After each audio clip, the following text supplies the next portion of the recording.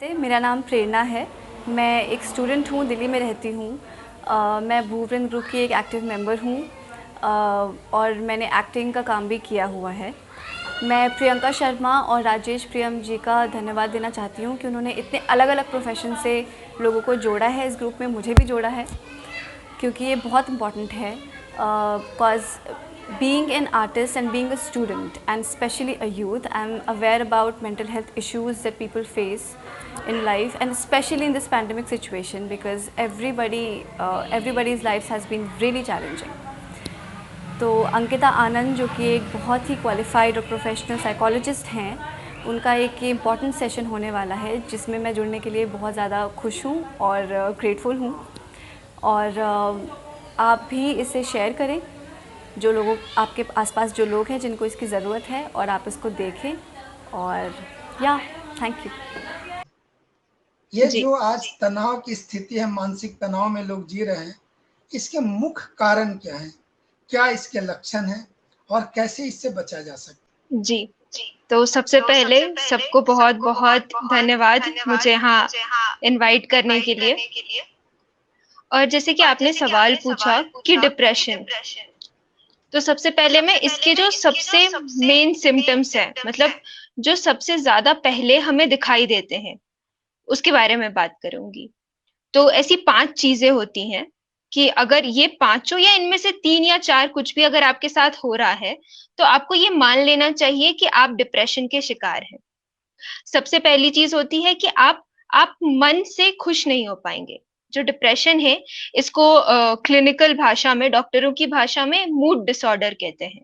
Mood का मतलब अगर हम हिंदी में जाने तो इसका मतलब होता है मन, कि आपका मन खुश नहीं हो पाएगा। अगर रोजमर्रा की जिंदगी में कभी किसी को कोई दुख आ गया, कभी किसी का छोटा बहुत लॉस हो गया, तो वो थोड़े दिन की बात होती है। उसके बाद वापस से अगर कोई खुशी आएगी, कोई अच्छा त्योहार आएगा, तो लोग वापस से खुश हो जाते हैं। लेकिन अगर आप डिप्रेशन में हैं, तो आपके साथ कुछ भी हो जाए, आप अपने आप को कितने भी गिफ्ट्स दे दें, आप कितने भी लोगों से मिलके बात कर लें, आप खुश नहीं हो पाएंगे अंदर से।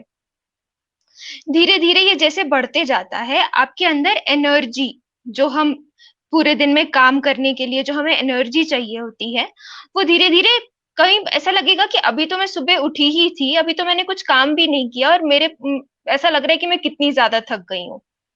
तो रोजमर्रा के कामों के लिए, मतलब जो बहुत बिल्कुल नॉमिनल काम है, उसके लिए भी हमारे पास एनर्जी ही नहीं रहती है।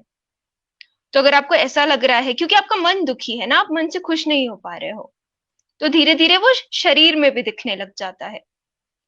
उसके बाद आप जिस प्रकार का खाना खाते थे, आपको जितनी नींद आती थी, माना कि आप पहले 11-12 बजे सोने का और सुबह आराम से आप 6-7-8 बजे उठते थे।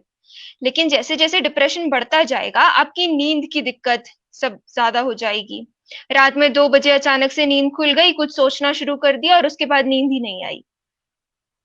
खाना पीना बिल्कुल कम हो जाएगा, या तो कभी कभी कुछ लोगों के साथ होता है कि वो बहुत दुखी होते हैं तो वो बहुत ज्यादा खाना शुरू कर देते हैं, और कुछ लोगों के साथ होता है कि वो बिल्कुल ही खाना छोड़ देते हैं।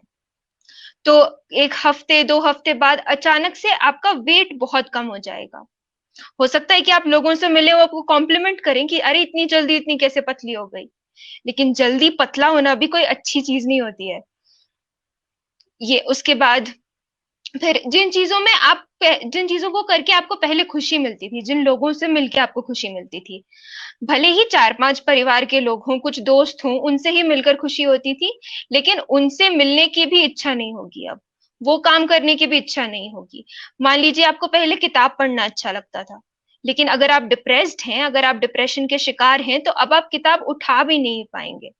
और ऐसा नहीं कि आप ये सब जानबूझकर कर रहे हैं, और ऐसा भी नहीं कि आप आलसी हैं, आप कर ही नहीं पाएंगे।